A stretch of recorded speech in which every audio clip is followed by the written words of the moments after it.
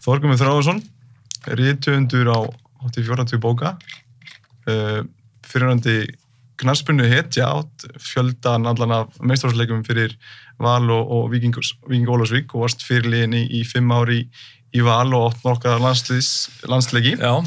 Og síst en ekki síst þá ertu líka fyrirlesari og ferði í kringum bara landið ár hvert og talaði tíundabeng á svo því að vera að tala við fyrirtæki. Ég bara heiður að fá þig, velkomin í 24/7. Takk fyrir það. Mér langar bara til að hjólum beint í það, þú aldrei hlustað, en það svona svipaður rammi á spurningunum, sko. Þannig að byrja alltaf einnig spurning sem tengist viðmælandanum, sko. Ég er ekkert búin að undirbúa mig. Nei, það ég kem algjörlega kaldur. Já, það er líka best, þá fær maður svona náttúrulegustu svör. Vildi ekkert fá að vita hvað það er að tala eða neitt, sko. Nákvæmlega. Maður bara að taka öllu. Jú, ekkert þessi. Ég segist bara ekki vilja svara, ég vil ekki svara. Já, jú, bara, það eru mörgin bara. Gott að geta hugsað upp átt. Gerum maður ekki með að tala að skrifa? Jú, og líka bara, sko, þegar maður verður svona eldri, sko, þá bara einhvern veginn þú maður að segja sem maður langar til að segja. Já. Maður er ekkert að fara í kringu hlutina. Nei, algjörlega. Fyrsta botnaði þetta, að vera ástfangin af lífinu er. Ha? Að vera ástfangin af lífinu er. Það er bara að njóta líðandi stundar. Vakna á mótnana, hlakka til þess sem maður er að fara að gera, bíða ekki eftir föstudegi og bara leika sér nógu mikið. Það er að vera ástfangin í lífinu og koma fallega fram við aðra. Vá, þetta var góð súmering, sko. Þannig að njóta líðandi stundar. Já. Ekki vera að bíða eftir hvað gerist, því að bíða maður ætlar að vera ánægður og hamingjsamur þegar það gerist. Njóta vegferðarinnar. Leika sér svona staðlaða spurningar. Já. Ok, akkur ég ætti að fatta það. Já. Það hafði ég undirbúið mig. Já, hammálega. Já. Þetta er svona, ég er ekki að búast í einhvern stuttusvar, en líka bara svona ég segi alltaf þessi heimspekilegar sálfræðir hraðaspurningar. Nei, líta bara njóta líðandi stundar og ég elska setninguna frá Jim Carrey, áhrifin sem þú hefur aðra er það dýrmætasta sem til er. Bara hvernig þetta koma fram við annað fólk. Það er bara lykillinn að því að lifa flottan dag. Ég held að það sé fátt sem toppað allavega. Já. Þá tilfinningu og verð orku í það og gera það og sér það að það hefur áhrif. Já, fara sáttur að sofa og ég held að sé ástæð fyrir því að fólk sofi vel eða sofi illa. Annarkvæmt fer að sofa með hreina samvisku eða ekki. Að hluta til. Já. Svo náttúrulega margt sem skemmir svefnin eins og bara skjánótkunnin og lengi fram yfir nóttu og þá náttúrulega kemur sér tíðinni, sko, ef ég horfi á bíómynd upp í rúmi sem ég geri mjög sjaldan. Ef kona mín í útlöndum, þá kannski stelst ég til að vera með tölvun upp í rúmi og horfa á bíómynd. Ég alveg bara því að loka svo augun, það er bara svona, sko. Já. Ég þarf bara, helst að fór út í göngutúr og ekki sofnað. Hvað er með blessuð börnin og unglingana sem eru bara hér allan daginn, sko. Upp í andlutinu, já. Pínu vesinn.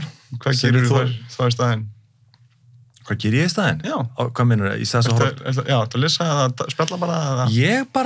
Ég finnst snemma að sofa. Já. Ég elska að sofa. Já. Ég er bara komin upp í rúm yfirleitt 10:30, milli 10:30 og 11. Kona mín er á öðru tímabelti heldur en ég. Þannig að mér finnst ég bara þegar maður svona vaknar alla daga klukkan svona kortir í 7, þá þarf ég bara 7-8 tíma, helst 8 tíma. Og ég er bara svo heppinn, ég veit ekki hvað það er, þótt ég veit það, ég segi þér bara ekki,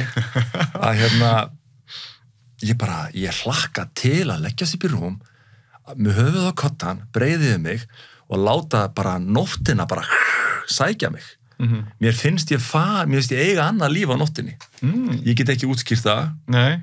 En ég fer eitthvert og mér finnst bara geggjað að sofa. Það er gott. Það er rosalega gott. Auðvitað kemur fyrir að maður kannski einhver ástæð fyrir því að maður sefur illa eða í einhverju ferðum með landsliðina hver sem er að þá kannski maður er í vondu rúmi eða þungt loft eða eitthvað. En heima hjá mér er ég bara dauður strax. Ekkert endilega þreyttur, heldur ég bara slekka á mér. Ég held að þessi rosa kostur fyrir, bara fyrir andlega heilsu að geta átt góðan svefn. Já, ég held það. Ég held þessi mikið af þegar maður eftir á koddan margir sem þá er maður ekki búin að vera að pæla yfir daginn og þá allir koma hugsanar upp sem spíralast upp í alls konar, sko. Já. Og ég man einmitt, fyrir 20 árum þegar ég var að skrifa, þá fannst mér rosalega gott að skrifa bara sent á kvöldin og fara með til nóttu að ég fór eitthvað í burt út á land, bara var einn, þannig að snýri ég sólarhringnum við og þá fannst mér ég rosalega fyndin á kvöldin og nóttinni og skrifaði eitthvað svo las ég það yfir morgun eftir, þá var það ekkert fyndið, sko. Þannig að núna er ég langferskastur á morgnana. Já. Þannig að ég sest á kaffihús bara klukkan 7:30 á morgnana hef lausan dag, þá bara get ég skrifað heilu grein að það bara svona. Ég var að skrifa minningagrein á þann bara á 10 mínútum á kaffihúsi, bara vissi ekki að þessi maður verið dáinn og ákvað að minnast hans með fallegri grein og ég bara settist niður og hún bara kláraði hana svona, alveg tilbúin, ekkert vesinn, bara því að feskur. Skrifar okkur degi? Nei, ég skrifa bara í törnum. Ég hef ekki skrifað neitt núna bara 3-4 mánuði, ekki staf. Ég bara að punta niður hugmyndir, alltaf. Svo bara safnast þær saman og allt í hennu bara eitthvað tilbúin bók eða eitthvað bara í einhverjum gagnabanka. En ég auðvitað skrifa ég alltaf eitthvað á hverjum degi, bara einhverja pælingar og alls konar og punta hjá mér. Ég er ekki að skrifa neina bók akkurat núna. Ég reyndar að punta niður í barnabók sem kemur út eftir kannski 6-7 ár. Hún verður óbóðslega falleg. Ok. 6 ár? Nýbúin að fá hugmynd að henni. Ok. Ég ætla að leyfa henni bara malla. Malla eins. Þetta skemmtilegt. Ekki mismun? Finnst þér alltaf svipa ferli við hverja bók? Þetta alltaf öðruvísi, skilur mig? Nei, það alls ekki. Ég fekk hugmyndabók árið 1989 fyrir 32 árum. Þú varst ekki fæddur þá? Nei. Einmitt. Ég er ekki byrjað að skrifa hana. Ég, sko, bæði hef ég ekki tíma. Þetta er fullorðin saga sem gerist í Sjávarþorpi svona kringum 1970 eitthvað og sagði í fyrstu persónu og þriðju persónu. Þetta gæti bara verið bara þess vegna líka kvikmyndahandrit beint, en mér langar að skrifa bókina fyrst. Þetta er bara svona það að búa í Sjávarþorpi fyrir 50 árum. Það voru aðstæðar öðruvísi, kannski mikil drykkja og mikil sjómennska og allt átti hrátt. Og ég er alveg búin að sjá myndina fyrir mér í hugunum margoft. Ég hef bara ekki gefið mér tíma til að setjast niður í 4 mánuði og gera ekki neitt nema að skrifa það. Vegna þess að ég náttúrulega er í að halda fyrirlestra, vinna með landsliðinu og svo framvegis, þannig að ég hef bara ekki haft tíma í þetta. Algjörlega. En þannig að hugmyndir bara eins og þú heyrir, þú þekkir það bara sjálfur, það er koma og fara og svo einhvern veginn veit maður nokkurn veginn hvað á að koma næst. Maður finnur það bara, ok, þetta er bókin. Þannig að ég verð til dæmis ekki með neina bók á næsta ári og örugglega ekki þar næsta heldur bara, ég er að fara að gera eitthvað annað. Ég finn það bara, mér langar ekki að skrifa einhverja barna unglingabók sem kemur út 2023, með fyrir ekki 2022. Ég skil því. Maður sko, að ég er komin langlega með fyrsta drafti á bók nr. 2. Já. En með allt þessi ferli því hitt var bara, ég vissi nákvæmlega hvað ég var að skrifa og bara heldi mér í það yfir bara 2-3 mánuði. Já. Eitthvað sem ég var búin að vinna í 3-4 ár. En núna er þetta einhvern veginn meira kaos á bókinni. Ég er að koma inn, skrifa pælingar, tengja og allt í hennu er alltaf mótast betur og betur. Hvað það hvernig þér að fara? Svo þetta bara, þegar þér finnst að vera tilbúin og verður að gefa þér tíma til að fara bara út á land. All in bara, já. Vera þar einn, helst ekkert sjónvarp, helst engin sími og þú ert bara í flæðinu og raðis þetta upp. Það sem ég ger yfir til að skrifa, að þá svona punta ég niður bara þetta að gerist í fyrsta kafla, öðrum kafla, þriðja, svo límit upp á vegg og get ég svona yfir daginn annarslega verið að velta fyrir mig svona ryþmanum í sögunni, hvort þetta haldi athygli og slíkt, sko. Og ég held að það verið frábært fyrir þig að gera þetta einhvern veginn svona, bara fara í burtu og þá bara opnast flóðgáttir. Það er dálítið erfitt eins og veist að reyna að skrifa og vera frjór hugmyndalega á milli krefjandi verkefna. Já, algjörlega. Nú er til dæmis föstudagur og ég er búin að halda í þessari viku einhver 12, 14, 15 erindi og ég finn það alveg, ég er aðeins pínu þreyttur. Já. Ég hefði örugglega verið ferskari hjá þér á mánudegi. En ég vildi frekar koma í viðtal frekar þreyttur, sko. Já. Nei, skilur hvað er að fara? Já, ég skil því. Nenni ekki á einhver afsökun, sko. Nei, nákvæmlega. Þannig að þetta er bara, minnst þetta áhugavert. Bara mánudag, föstudagur, við erum í stuði, ekki í stuði, bara vaða þó maður sé ekki alveg 100% stemdur, sko. Algjörlega. 100%. Ég er bara að halda áfram.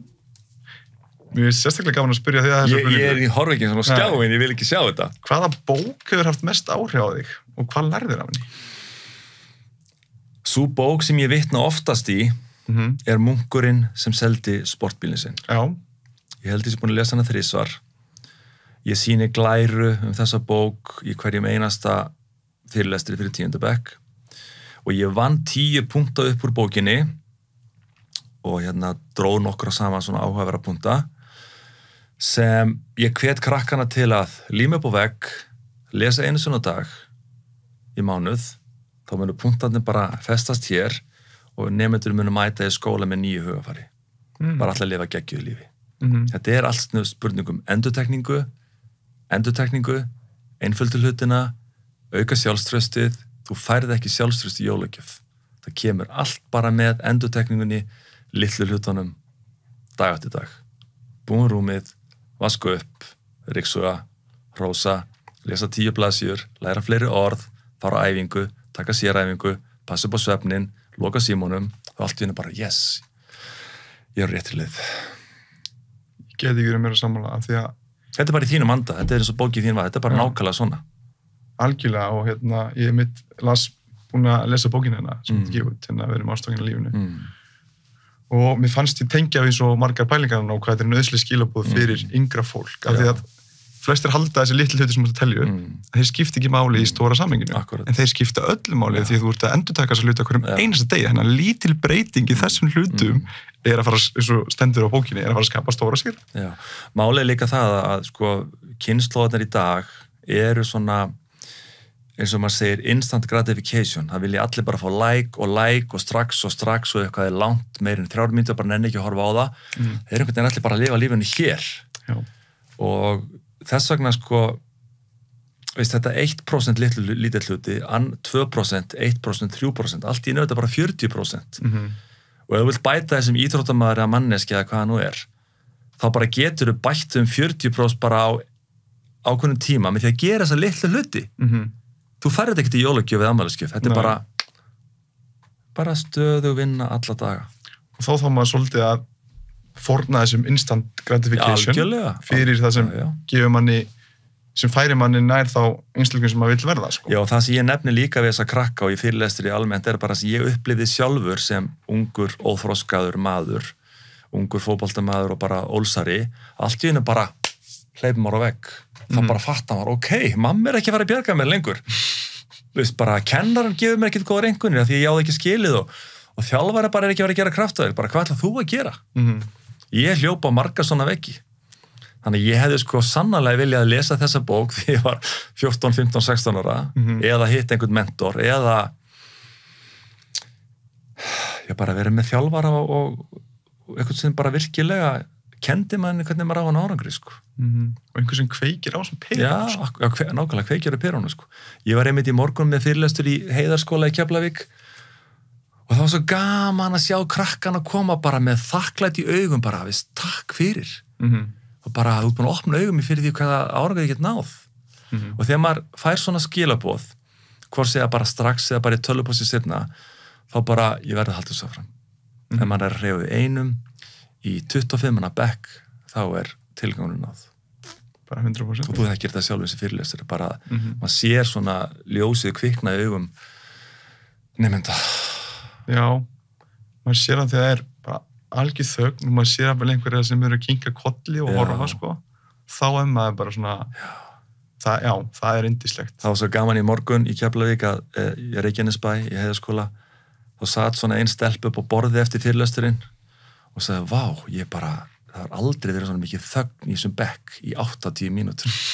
Það sagði engin orð, ein stelpa spurði 3 sem var frábært. Þannig að þetta er náttúrulega, sko, maður þarf að spila eins inn á tilfinningar krakkana, veist, það er að segja sögur, sína, kannski ég byrja á því að sína eitthvað sem er pínu sorglegt, bara hvað krakkar í útlöndum hafa það slæmt, og svo bara sína maður myndband, saga, fræðsla, myndband, fræðsla, saga, þá svona, bara halda þeim gangandi. Algjörlega. Halda athygli þeirra. Það er smá triks með svo yngri. Og ég heyri svo oft í fólki sem segir þú getur ekki haldið athygli nemenda í 40 mínútum en þessi krakkar þurfa að standa upp. Þetta snýst allt að vera með efni sem er áhugavert. Og ég held að það sé nákvæmlega sama hvað sem var að kenna náttúrufræði eða landafræði eitthvað. Ég meina, ef ég væri í náttúrufræði eða landafræði bara sem krakki, ég myndi vilja horfa bara þætti með David Attenborough eða bara fara út í náttúrun og upplifa Apalhraun eða Hellurhraun eða eitthvað slíkt, heldur að lesa því bók að Apalhraun óslétt og úfið. Ég vil fá að finna fyrir því. Þannig að ég held að sko þessir kennsluhættir í dag eru margir úreltir. Og það hefur ekkert með kennaran eða skólan að gera, það er bara með einhverja menntastefnu að gera sem tekur sko áratugi að breyta. Þannig að mér finnst krakkar í dag vera tilbúnir fyrir nýja kennsluhætti, fræðslu og meiri upplifun heldur en það er búið upp á í dag. Í staðan fyrir að kenna að muni eitthvað eða lesa eitthvað staðreyndir eða eitthvað svo að þú upplifir beint hlutin í rauninni. Ég bara, ég man valla hvað ég lærði í grunnskóla í alvöru tali. Ég lærði að lesa og skrifa. Ég man valla meira. Þannig að það er svo margt í þessu. Það sem ég man mest í úr grunnskóla var þessi gífurlega lífsreynsla okkar þegar við byggum í Ólafsvík, þegar skólanum var lokað, við vorum 12 ára og við þurftum að fara að vinna í fiski frá 8 mótana til 10 á kvöldin dag eftir dag, drullu þreytt og bara með salt í augum og salt í hönskum, bara vinna, bjarga verðmætum. Í dag væri þetta að kalla barnaþrælkun, þetta er besti skóli sem ég hef gengið í gegnum 12 ára, sko. Þannig að, það snýst ekki bara að lesa miðstig eða þolmynd, germynd, miðmynd eða andlag frumlag umsókn. Hvað er það? Ég veit ekki svona hvað það er. 240 bóka. Nei, tróðum við sín í hausun og krökkum. Gísla Saga Súrssonar, já, frábært, til hvers? Hvernig væri bara að lesa bara sko, fjármál?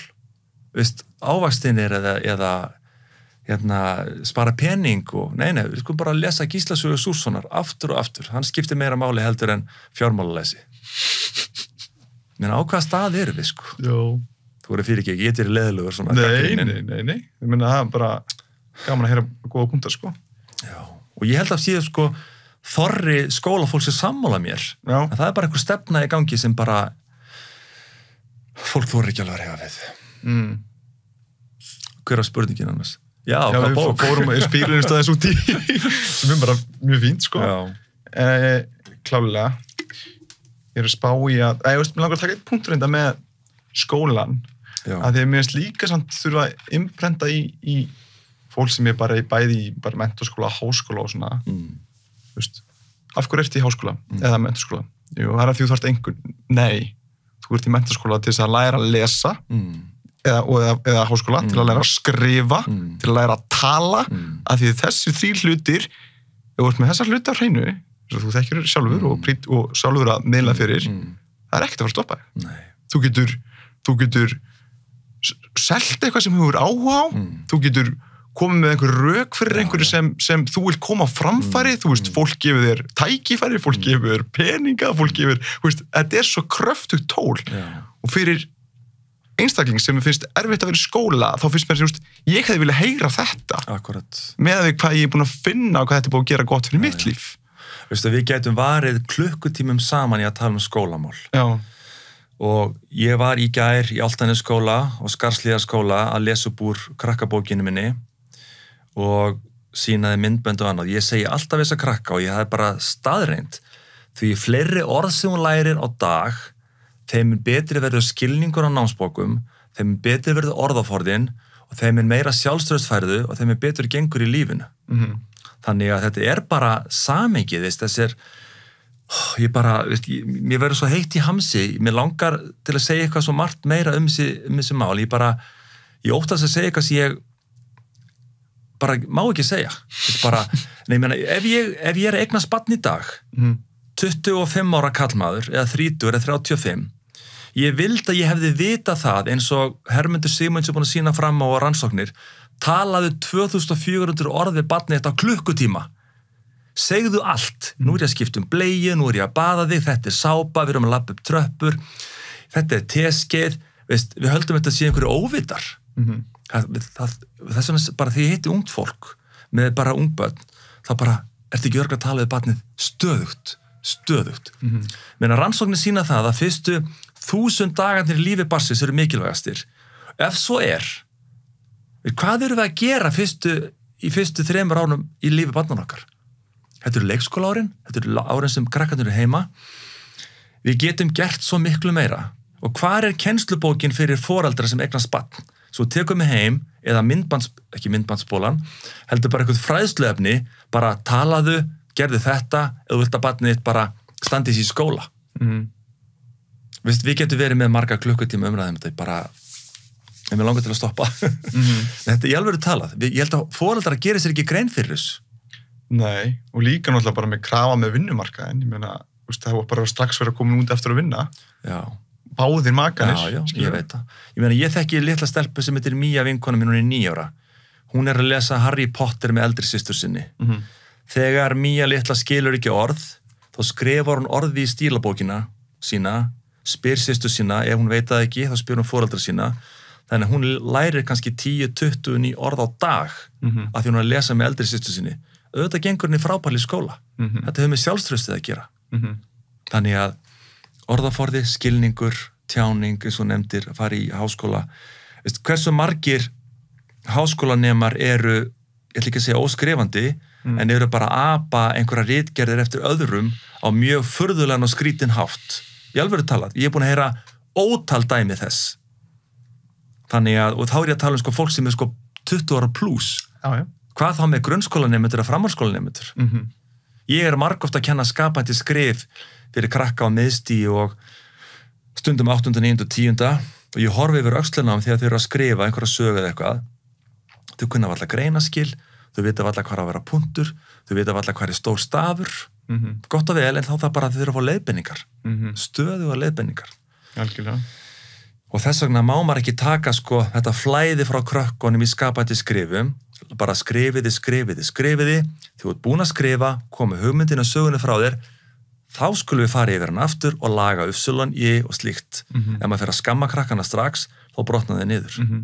Ekki taka flæðið af krökkum. Nei, nákvæmlega.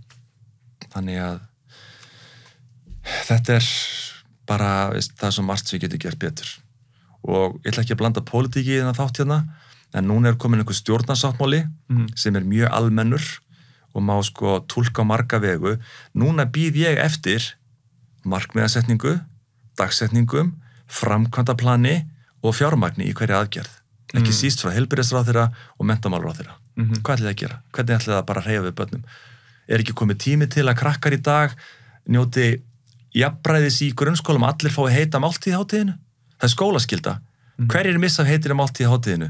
Krakkarnir frá efnaminni og foreldrum sem þurfa mest á heitir máltíð að halda og svo framvegis. Talandi skólamál áfram, ég á strák sem er með Tourette og ADHD, þegar hann var í skóla þá var hann skammað fyrir að geta ekki setið kyrr og ég sagði alltaf við kennarann, leyfðu honum að hlaupa 3-4 hringi í kringum skólan, þá bara verður hann þreyttur og situr alveg bara rólegur næstu kennslustund. Í Austurríki er þetta tæklað með spinninghjólum aftast í bekknum. Lausnindar er út allt. Þannig að það eru svo margar hliðar á þessum skólamálum, símanotkun, hádegismaturinn, ADHD, greiningar, sérkennsla, Gíslasaga Súrssonar, miðmynd, þolmynd, germynd og svo framvegis sem er bara má tækla á allt annan hátt. Og ég held að allir kennara vilja gera það. Það er bara eitthvað kerfi á Íslandi, það er eitthvað kerfi sem er svo þungt í vöfum. Þannig að ef það kemur menntamálaráðherra sem er bara eitthvað nagli, þá breytir hann þessu. Punktur. Hver er menntamálaráðherra núna? Ásmundur. Ég hef mitt. Ég hef trú á honum. Já. Ásmundur. Hvað helstu einu sinni að væri satt sem þú ert öðru máli í dag? Er eitthvað sem þú þurft að aflæra? Akkur undirbjóði mig ekki. Ég held bara ef ég ætti að svara þessu almennt, þá held ég kannski sem barn og unglingur og jafnvel bara í framhaldsskóla, ég held að ég hafi haldið að lífið væri auðveldara heldur en það er. Þá er ekki að tala um einhverja staðreyndir, hvað var að sannleika, eitthvað slíkt, heldur bara, og nú er ég aftur að tengja við sjálfsmyndina, sjálfstraustið, uppeldismál og annað, að ég bara vildi að þið gert mig grein fyrir því hvað maður þarf að leggja mikið á sig til að vera á þeim staði í lífinu sem maður langar til eftir ákveðin árafjölda. Mér stóð til boða því ég var 21, nýbúin að klára MR búin að vera 2 ár í val, að fara á scholarship til Bandaríkjanna, að ég var góður í fótbolta og fá allt ókipis. Ég bara þorði ekki. Skilur bara, hvað á ég að gera þar? Óttast að koma heim sent og komast ekki í valslið. Ef ég fengi bara eitthvað backup, foreldri mínu bjuggu í Ólafsvík, ég var einn í Reykjavík. Þannig að ef einhver bara sagt til mig, sannleikurinn bara sá, ef þú ferð út og mentar þig, þá bara færði allt ókipis og þú kemur heim bara sem einhvern frábært starf eða bara einhverju mentun. Ég bara vissi þetta ekki, það bara var ekki nógu þroska til að skilja þetta. Þannig að þetta kannski tengist einhverju eftirsjá líka, en að sama skapi trúi ég því eins skringilega kann að hljóma að það alltaf eins og það á að vera. Vegna þess að ef ég hefði farið til Bandaríkjanna 21 árs, þá hefði ég kannski kynst einhverju bandarískri snót, aldrei komið til Íslands, þá sæti ég ekki hér. Nei. Þá bara sætu Bandaríkjamenn uppi með mig og ég væri kannski bara einhver hilbili gaur að skjóta refið eitthvað. Þannig að ég held að það sé oft þannig í lífinu, kippir einhverju spotta, bara en Þorgrímur, þú ert ekki að fara þanga, bara láttu sem þú bara sett óþroskar og skilja þetta ekki, bara veist þú að fara annað í lífinu. Ég trúi það okkur síðan að stjórnað. Ég vil trúi það líka. Og það gerist allt sem á að gerast. Já. Auðvitað, ég er alveg inn í markmiðasetningu og ég er alveg þar og einhver sagði við mig, ég man ekki hvort ég las það í einhverju bók eða hvort að einhver sagði við mig að maður fengi stundum 3 tækifæri í lífinu. Annarkvort að hrökkva eða stökkva. Og hvað stjórnar flestum, það óttinn við breytingar. Bara nei, þetta geti mistekist, ég þori sig, ég ætla bara að halda áfram hér. Ég ætla að halda áfram í þessari vinnu og bíða bara áfram eftir föstudegi, þá fæ ég frí í 3 daga eða 2 daga. Þannig ef maður stekkur ekki tækifærin, fyrst þá missir maður að því, svo fær maður annað tækifæri seinna og missir að því, svo fyrir 3. tækifærið og missir að því, þá situr upp með sjálfa þig. Kannski bara óánaðan í einhverju starfi 40 ár. Og með stöðu og eftirsjáðu því hafi ekki stokkið okkur tækifæri.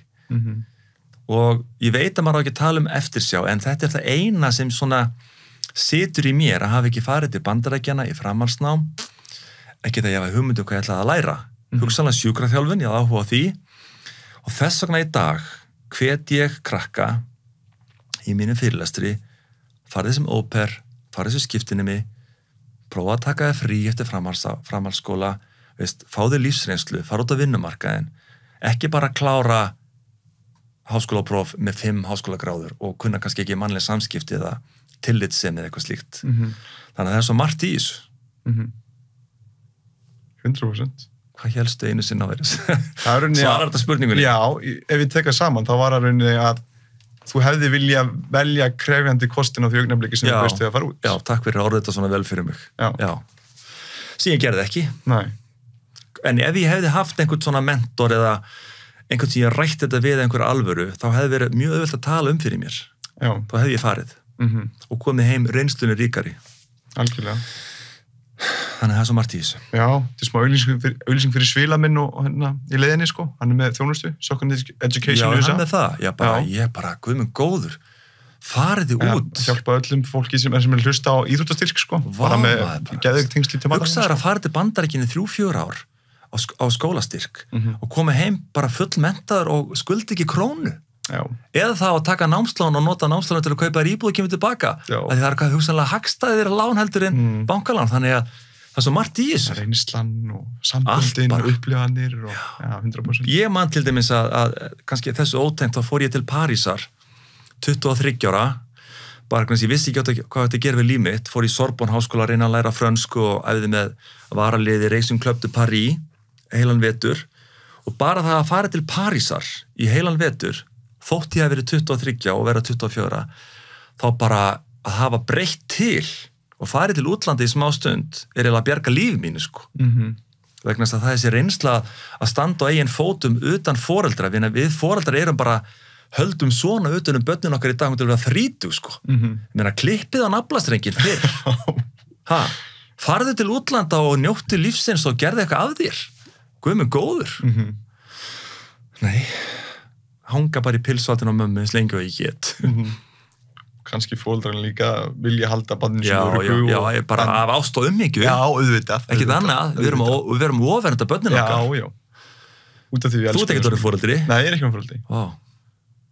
Nei, þú ert margt eftir. Já, margt eftir. Þetta er bara mest krefjandi hlutverk lífsins, alveg krakka. Já, 100%. En þú lifir upplýsingaöld, þannig að þú mynd vita miklu meir en ég en uppeldismál heldur en ég vissi því ég eignast mitt fyrsta barn, 31, þannig að þú ert bara lukkuna pannfíll. Algjörlega, ég held ég mun lesa allavega einhverja nokkra bækur og reyna að gera mitt besta í einhverju augnablikki fyrir sig, sko. Hver er helsti vendipunktur sem þú eru upplegað lífundu þessa? Ég held að vendipunkturinn hafi verið í fyrsta lagi, ef ég má nefna tvennt, að gefast ekki upp í MR því ég féll. Ég féll í MR og þurfti þar með að sitja sama ár aftur að ég féll bara í einu fagi sem var íslenska. Ég náði öllum greinunum með einni. Það hefði verið mjög auðvelt fyrir mig bara að fara til Ólafsvíkur og gefast upp og segja bara ég nenni sig ekki, en ég fór aftur í sama bekk og kynntist þar með nýjum vinum sem er ári yngri en ég, þannig ég var 5 ári í MR, ekki 4. Hinn vendipunkturinn er því ég tók ákvörðun að fara úr Víking Ólafsvík yfir í Val, 20. Lélegur í fótbolta, að mér fannst, ég var bara mér í morgun. Að átta mig á því, ég var að tala við vin minn, að þegar við vorum að spila í 3. flokki í Ólafsvík á yngra ári, þá spiluðum við 1 leik á sumri. 1 leik við Snæfell. Víkingur Ól tók ekki þátt í Íslandsmótinu því ég var í 3., 4., 5. Við æfðum spilum enga leiki. Og þess vegna var ég í þessari minningagrein ágætan knattspyrnuþjálfara okkar, Gylfa Þór Gíslason frá Selfossi, að rifja það upp hversu margir í mínum árgangi og 1 ár eldri og 1 ár yngri náðu bara góðum árangri í fótbolta þrátt fyrir að spila aldrei leiki á yngriflokkunum. Þannig að ég fer í Val, teka ákvörðun 20 að fara í Val og þá eru 7 landsliðsmenn í Val og félaga mínir í Víkingi sumir sögðu bara ég verið að fara í Val til að vera innan Hemma Gunn og alltaf það var svo frægu gaura, en mér langaði bara til að fara inn á stóra svið, gekk ekkert í 2 ár. Bara ég með að bara hendi upp í stúku, ég æfiði og hendi upp í stúku í leikjum, bara fullt af mótlæti, og svo bara meiðist einhver varnarmaður í Val og þá fæ ég tækifæri og er svo valinn landslið eftir 7 leiki.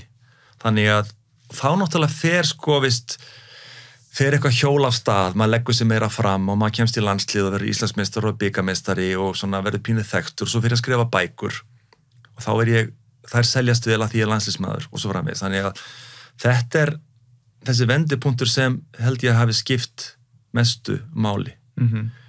Og svo náttúrulega annar sem dettur í hug líka núna, sem sá 3.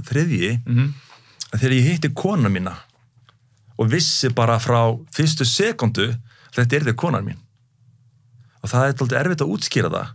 Auðvitað hafði ég verið að slá mér eitthvað upp, ég var orðinn 28 ára, hafði aldrei átt kærustu, en bara þegar ég áttaði mig á því þarna var einhver stelpa sem ég sá og leist vel á, ég viss leið, þetta eru konar mín.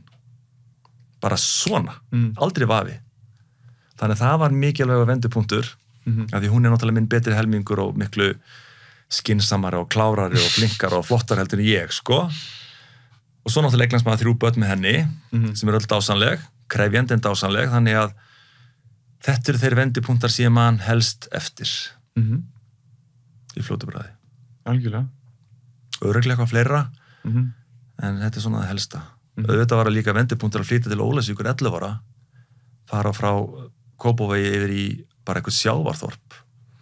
Og svo þegar einhver strákur bankaði á hurðina alltaf að biðja mig að leika, þá bara lokaði ég mín í skáp, ég var svo feimin og óöruggur. Ég alveg talaði, bara, ekki opna, ekki svara, ég vil ekki leika við hann. En svo bara er þetta bestu ára ævinar að vera krakki í Ólafsvík. Bara geggjað. Algjörlega. Algjörlega. Hver er uppáhalds tilvilnuðin og af hverju? Hún er búin að vera það svo sama. Sko, tilvitnun motto er ekki svipað, er ekki það sama. Jú. Hver er sinna gæfismiður? Eða þú ert sinna gæfismiður? Vegna þess að við erum svo oft að kenna öðrum okkar eigin ófarir. Mamma og pabbi voru alkoholistar og þau gátu ekki stutt mig og systkini mín stuttu mig ekki og ég hafði ekki tækifæri. Við erum skona, allt í kringum okkur eru við að kvarta yfir því hvað aðrir voru vondi við okkur að gera lítið fyrir okkur. Þannig að þetta bara endurspegla bókina mína. Veist, ef þú vilt árangur í lífinu, hvað sem árangur í þínu viti, legðu þig fram. Þannig að bara, þú ert þínar eigin gæfismiður. Ekki reyna að skauta fram hjá því. Þú ert því stjórnvöldin. Það bara þannig. Þú stjórnar þinni bara veg fyrir lífinu. Auðvitað geta komið óvænt atvik upp bara eins og slys eða þú missir einhvern nákominn eða það geta koma högg reglulega og maður læri bara mest af því. En þótt mótlætið sé ömurlegt og meðan stendur yfir, þá bara þarf maður virkilega að fara að skoða sjálf eins og reynir á mann. Það er einmitt það sem hún Dóra Guðrún á embætti landlæknis sem er bara svona drottningi ákværi sálfræðinni á Íslandi, hún var að rannsaka hamingju. Það kom henni einmitt svo óvart þegar hún var að rannsaka hamingju að það var ekki fólk sem hefði ekki lent í neinum erfiðleikum í lífinu sem var hamingjusamt. Það var fólk sem hefði búið að lenda í erfiðleikum og búið að takast á við það áhrifaríka máta. Og þess vegna þurfum við íþróttafélög og foreldrar að skora á börnin sín að vera í íþróttum og ekki sætta sig við það ef börnin ætla að hætta og gera ekki neitt, heldur bara að fyndu aðra grein.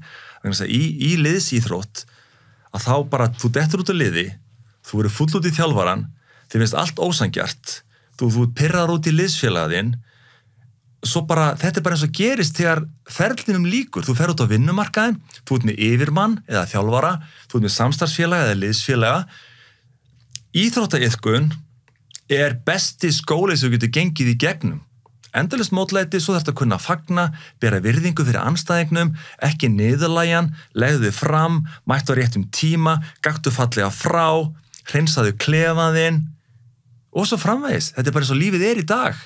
Og þess vegna er svo mikil áskorun fyrir foreldra að halda börnunum sínum í sporti, alveg sama hvaða sport það er, að taka tillit til annara.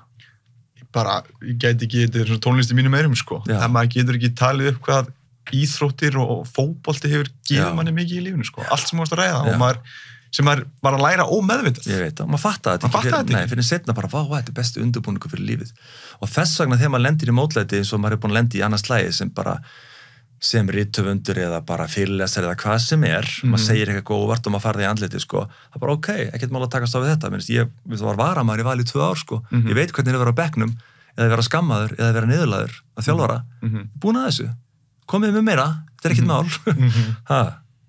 Þetta er góður undirbúningu undir lífið. Og ég bara vona að foreldrar standi í lappirnar og leyfi börnunum sínum að prófa sem mest. Algjörlega. Hvaða ráð hefur þú fengið varðandi þína sérfræðikunnáttu sem er það magnað og vilt deila með okkur eða það ömurlegt að þú þurfur að vara okkur við því?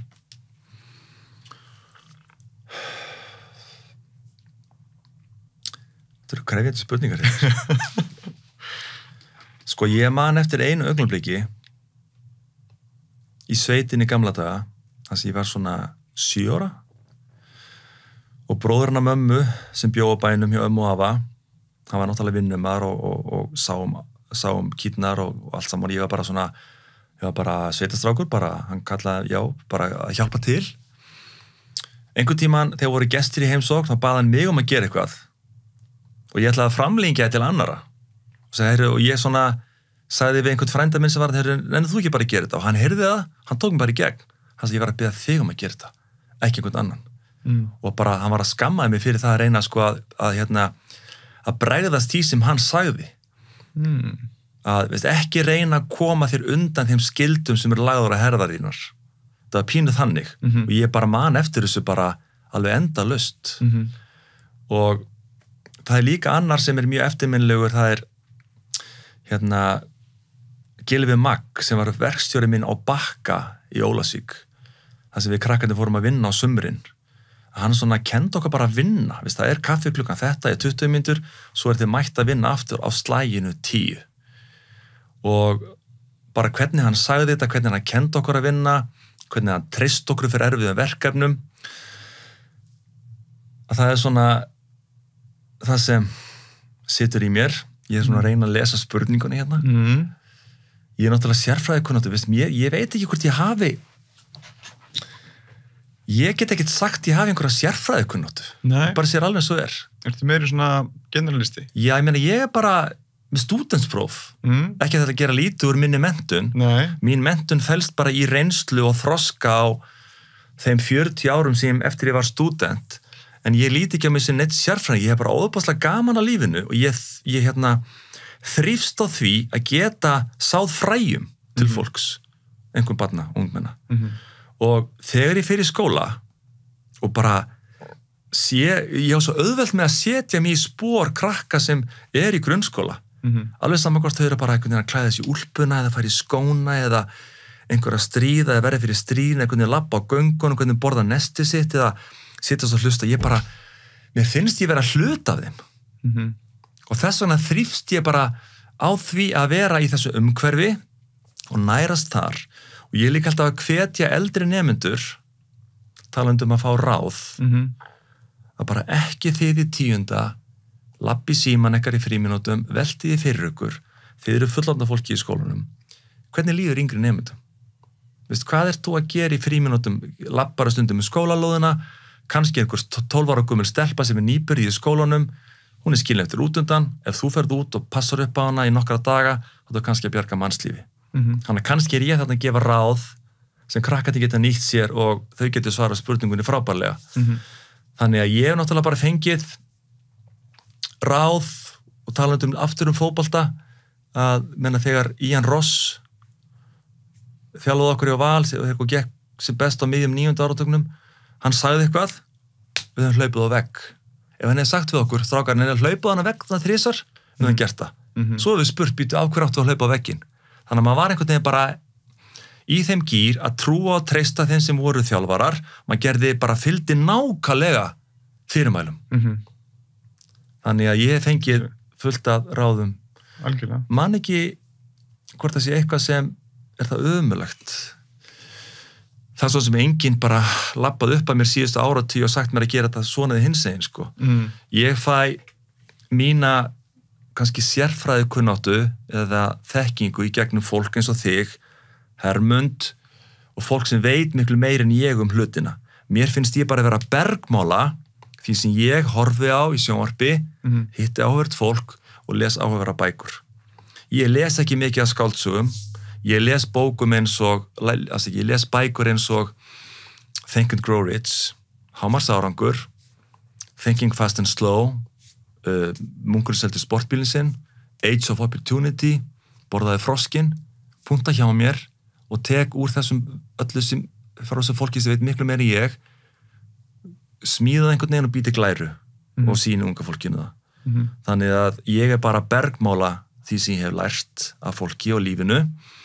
Það er enginn kennari staðið fyrir fram að mig í háskóla og sagt mér lífið svona, gera þetta svona. Það er bara lífsreynslan. Algjörlega. Og við megum ekki vanmeta lífsreynsluna. Nei, það er bara rosalega mikilvægur ángið því, sko. Af því að, ég get alveg vitað eitthvað, ég get lesið einhverja bók og vitað eitthvað, munað eitthvað, en ég er ekki holgerðungu þess sem ég er að tala um. Nei, og þessan er svolítið mikilvægt finnst mér, sko. Við höfum alveg heyrt setninguna let the busy man do it, þú vilt fá einhvern til að hjálpa þér, tala við þann sem er mest upptekinn.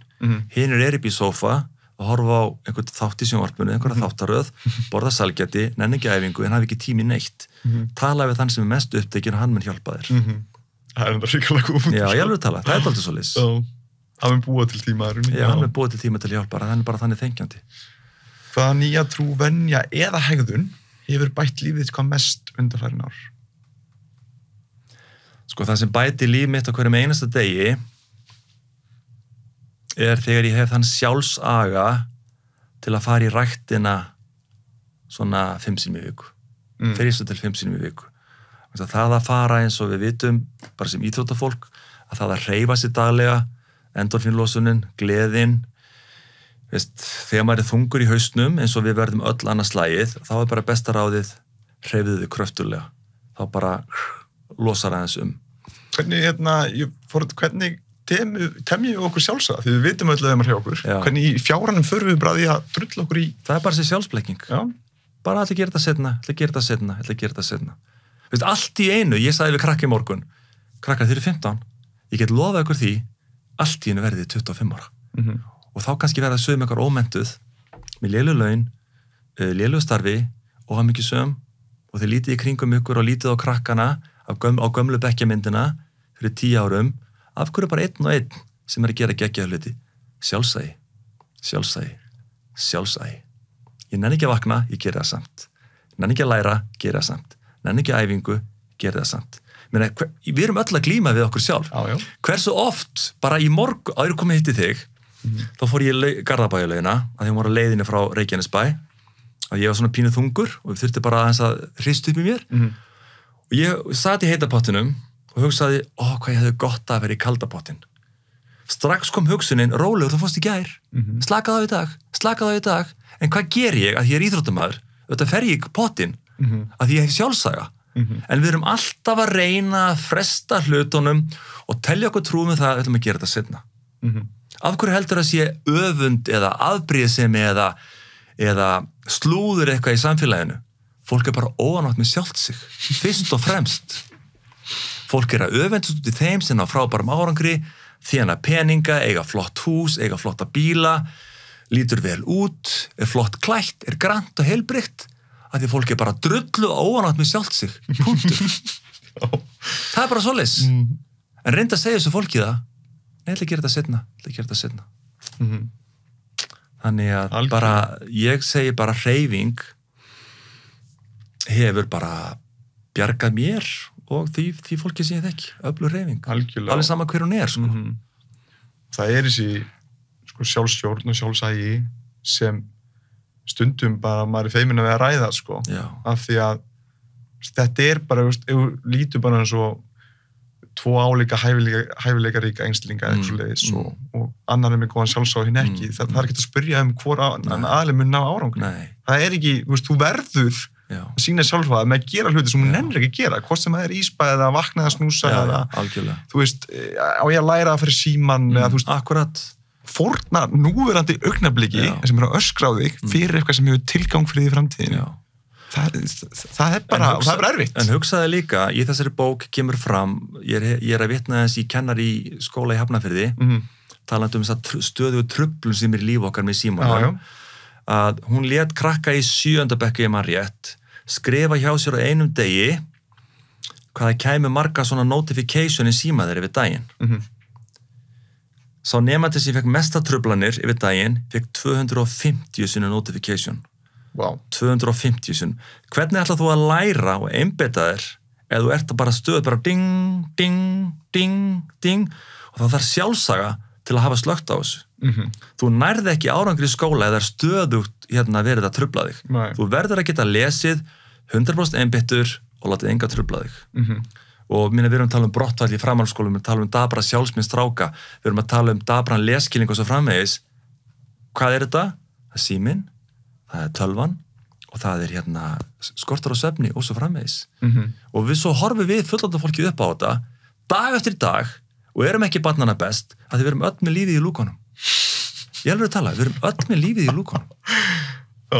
Talandi um sjálfsblekkingu. Nei, ég er alveg fara að hætta. Eitt myndband í einu. Af hverju missir maður? Maður missir það sjálfum sér. Svo vaknar maður upp, 35 ára, ok, býtu, 35 og býtu á hverju vini minn bara, hann að ferðast og leika sér. Hann nefndi þessu, hann hefur sjálfsaga. Nei, ég alveg að tala, þetta er bara svona. Það er leiðilegt að segja þetta er svona. Ég er alveg sem við blaðsum. Já. Ímyndaði þér að það var ekki hægt að dæma þig og þú gæti sagt frá einni óvinsæli skoðun. Óvinsæli skoðun? Gæti sagt frá einni skoðun sem gæti verið túlkuð sem óvinsæl. Við vorum nú að taka eina. Já, það er að tala um þetta nákvæmlega sjálfsblekkinguna. Já. Men að fronta fólk og segja við það og hreinlega spyrja það hvað er búin að vera í síman í marga klukkutíma í dag. Ég menna, fólk mun fara í vörn. Ég er nú að lesa postið minn og ég er bara að vona þess og hinu. Ég alveg að tala. Veist, ég þarf að beita mig sjálfsaga til að leggja síma frá mér. Já. Við þurfum það öll. Þetta er bara fíkn. Já. Og því miður munum við ekki vakna upp fyrir nóg seint. Og þess vegna er svo sorglegt að horfa upp á það að það er ekki sorglegt að horfa upp á það að við sem að eyða 350 milljörðum í að reisa samfélagi við út af COVID, 350 miljardar. Það er til peningur í það. hvaða peningur til að auka aðgengi talmeinafræðinga af börnum með dabra lesskilninga sem þú ráði að halda, eða gefa krökkum heitan mat í hádeginu, hvað skildi það að kosta samfélagið, eða auka íþróttaiðkun barna, eða vera með aukna hreyfingu og fleira í leikskólum og svo framvegis, fyrstu 3000 dagar til skipta mestu máli. Þannig að við erum að eyða milljörðum, fyrir ekki 100 milljarða í að deila út styrkjum hingað og þangað sem eðlilegt en við eigum ekki til peninga í snemmtaka íhlutun. Hún ekki til, þeir peningar ekki til. Men ég var í forvörnum fyrir tóbaksvarnarnefnd í 8 ár. Það biðjum auki fjármagn til að hjálpa börnum og fara með forvarnastarf. Það var eins og maður ætlaði að slíta hjartað úr fólki. Þannig að ég vona að við sem þjóð og vona að ný ríkisstjórn vakna upp við það að snemmtaka íhlutun mun spara okkur ekki 100 milljarða í framtíðin, heldur 1000 milljarða. Bara með því að minna, aukilæsi, krakkarnir standa sig betur, meira sjálfstraust, minna brottfall, meiri hamingja og svo framvegis. Þú manst kannski eftir því að helsta ástæða þess að framhaldsskólinn var styttur í 3 ár úr 4. Helstu rökin voru þau frá einhverju lögfræðingi sem sagði það fjárhagslega hagkvæmt fyrir samfélagið að fá krakka fyrr út á vinnumarkaðinn. Örugglega rétt hjá honum, en var einhver búinn að spá í kostnaðinn við kvíða, auki þunglindi, auki brottfall, til hvers eiga krakkar að fara í spreng í gegnum framhaldsskólan. Hversu margir nemendur segja annars slagi í dag þegar þau verið stúdentar, kannski 19 ára, og ég vildi það geti verið 1 eða 2 ári viðbót. Núna hef ég þroskan til að vera bara að taka þátt í félagslífi. Ég skil ekki þetta kapplaup í gegnum skólakerfið þegar rannsóknir sýna að framheilin okkar þroskast að fullu 25 ára, það sem geymir orsök afleiðing og gagnrýna hugsun. Af hverju þá krakkar að standa frammi fyrir því 19 ára að fara að velja sér fag til frambúðar? Nei, þau hafa ekki eins og gagnrýna hugsun til þess. Auðvitað hafa sumða, en framheilin þroskast að fullu, sakað því sem ég hef lesið 25 ára. Og stundum seinna, ég vel hjá fólki bátt upp í 30 ára. Ég held að minn hafi þroskast bara eitthvað hann 25 seinna, Ég var 27 kannski. Ég var að búa í nefið þá til 30, ég hef verið tala. Já, en þetta svo óvaru punktum með þess að snemmtaka íhlutun, því ég hef rætt við margóft við við Héðinn og Grím og Héðinn skýrir þetta búið fyrir mig, það 98% sem fer í meðferð, endurskoðun og það var eitthvað eitt í viðbót. Endurmat eða eitthvað svona, ég man ekki alveg. Og 2% sem fer í forvarnir eða heilsuefli. Ég veit það. Pælið í sturlu og við erum að tala um sjálfsága sjálfstjórn, þurfum við ekki sem þjóð að sýnist bara sjálfsága sjálfstjórn þess að framkvæma ákveðna hluti og leggja áherslu á snemmtaka íhlutun til þess að við græðum að því eftir 10-20 ár. Hvenær ætlum við að gera það? Eina ástæða þess að ég hef stundum langað í pólitík sem ég mjög ópólitískur eingöngu vegna þess að þá kemst ég á þing og myndi stofna flokk sem heitir lýðheilsuflokkurinn og ég myndi ekki gera neitt nema að tala um snemmtaka íhlutun. Allir foreldrar á Íslandi vilja börnunum sínum það besta. Geggjaðan leikskóla, íþróttaiðkun, hollan mat, gott skólakerfi og svo framvegis. Við erum ekki að leggja áherslu á þetta hér, því miður, ekki nógu mikið. Það alltaf bara efnahagsmálin og sjávarútvegurinn og ESB og svo framvegis. Börnin, sálirnar okkar, yngstu sálirnar, nei, við bara treystum bara foreldurum. Jú, frábært, en stuttu þá bara við bakið á foreldurum. Já, nákvæmlega. Það annar punktur, þú veist, með foreldrafræðslu og einsbysta barn og allt það. Algjörlega. Já. Og ég skil ekki til dæmis skort á ábyrgð hjá fjölmiðlum. Ef ég ungt foreldri með barn sem kannski 7-8 ára og ég heyri í bílnum á leiðinni heim úr vinnunni, kannski lesna auglýsingu á Rás 1, hvaða bók ætti að lesa fyrir barnið þitt í dag? Hvað lestu marga blaðsíður í kvöld? Hvað lærði barnið þitt mörg ný orð í dag? Þá færi ég heim með smá samviskubit og ég myndi standa með kvöldið. Og í þess vegna spyr ég, við fáum fréttir af COVID á hverjum einasta fucking degi afsakið, hverjum einasta degi, hvernig væri að sleppa bara einni frétt og bara hvetja foreldra til að lesa fyrir börnin sín? Eða fara með út að labba, eða bara leyfa að ganga upp tröppur, eða vaska upp. Bara hvetjum foreldra til að standa í lappirnar og vera alvöru foreldrar. Nei, ég er bara stikk frí. Rás 1, Rás 2 og svo framvegis. Ég vil sjá heilsuði auglýsingu reglulega í fréttablaðinu, morgunblaðinu, vísipunktur og allstaða bara foreldrar, hvernig er að standa ykkur. Eini ábyrgi aðilinn, ég bara sá það bara daginn á netinu, Brim með auglýsingar á netinu bara til að svona kenna íslensku, bara einhverja setningar, slagorð sem tengja sjávarútvegi, bara alveg geggjað, þetta bara samfélagslega ábyrgð. Þannig að ég bara lýsi eftir, ekki fyrsta skipti, ekki annað skiptið, eftir því að ríkisfjölmiðill sem að færa okkur COVID-fréttir í klukkutíma á dag gefið okkur 2 mínútur í það að hvetja foreldra til ábyrgs uppeldis 2 mínútur á dag og mjög ég skal semja þessar auglýsingar sko það er ekkert mál, ég þarf ekkert að fá borga fyrir það eða lesið bara på bókinu minni bara eina blaðsíðu á dag, punktur er ég leiðilegur eða? Nei, algjörlega ekki. Hvernig myndir þú fá það með þér í flokkinn? Ég veit það ekki, það er í þetta vanda valið. Þetta er Evert í hug til dæmis. Evert er frábær. Hann er frábær kall. Já, veistu, ég er ekki búin að hugsa þetta lengra og ég veit að þetta verður ekki að veruleika. Ég bara myndi ekki nenna að fara í pólitík. Það sem ekki einhvern veginn svona baktjaldamakk. Ég hef stundum á tilfinningunni að þegar fólk er í ræðupúlti á Alþingi og er að hrauna yfir samstarfsfélag á Alþingi að hann haldi virkilega að við áhorfendur trúum honum. Tala þú bara þína stefnu, hvað þið langar til að gera, hættu að stinga aðri í bakið eða skjóta á aðra með gagnrýni allt sem ég gert. Tala bara hvað þú vilt gera. Þannig að þetta á ekki við mig. En ég held að allt fólk á Alþingi sé frábært fólk og vill vel, þetta er bara alltaf mikill slagur. Af hverju getum við ekki komið okkur saman það að gera einhverja geggjaða hluti. En svona er þetta. Svona er þetta víst. Eru margar spurningar eftir? Nei, það er ein eftir, 330. Bara ein? Já. Nei, ég er ekki 300. Nei,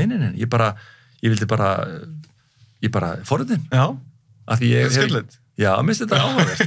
Mér finnst alltaf gaman, sko, ég veit að mér verður stundum heitt í hamsi, því ég tala uppeldismál og skólamál og snemntak íhlutun og ég get verið leiðilegur og svona aggressífur sem ég vil ekki vera, að því mér langar til að halda kúlinu.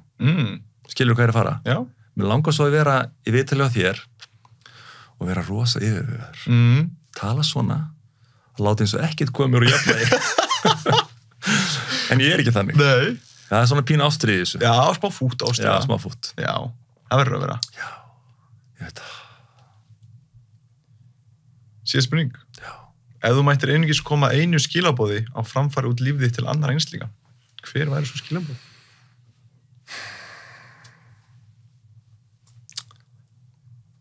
Ég á meistara í Bandaríkjunum sem er merkilegasti maður í heimi. Get bara ekki að sanna það og þarf ekki að sanna það.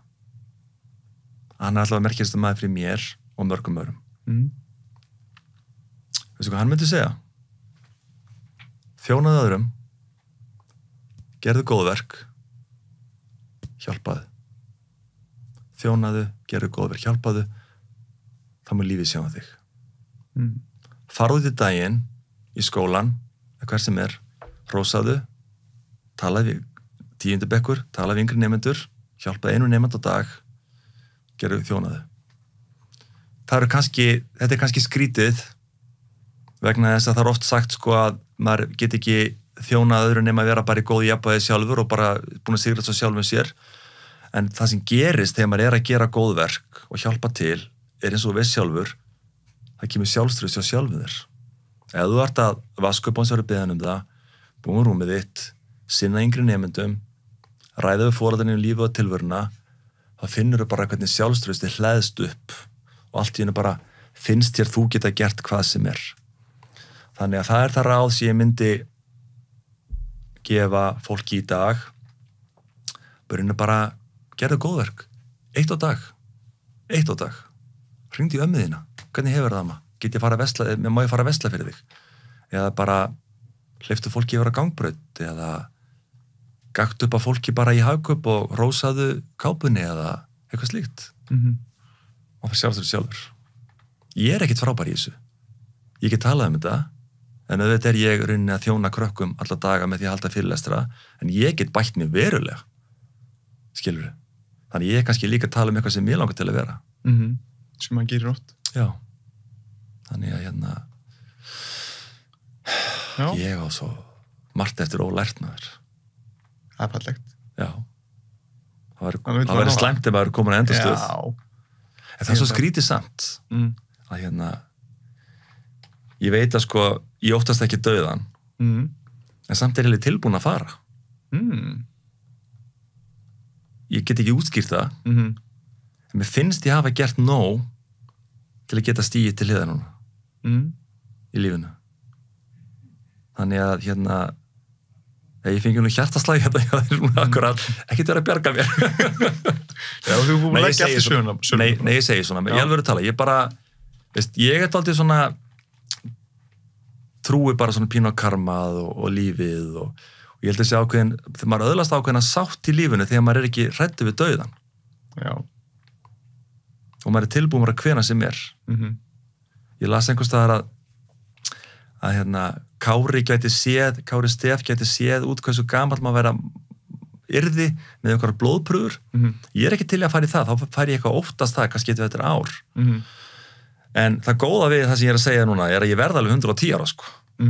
Skil, ég veit það líka, en samt er ég ekkert, sko, þarf þess ekkert. Það er margt í þessu.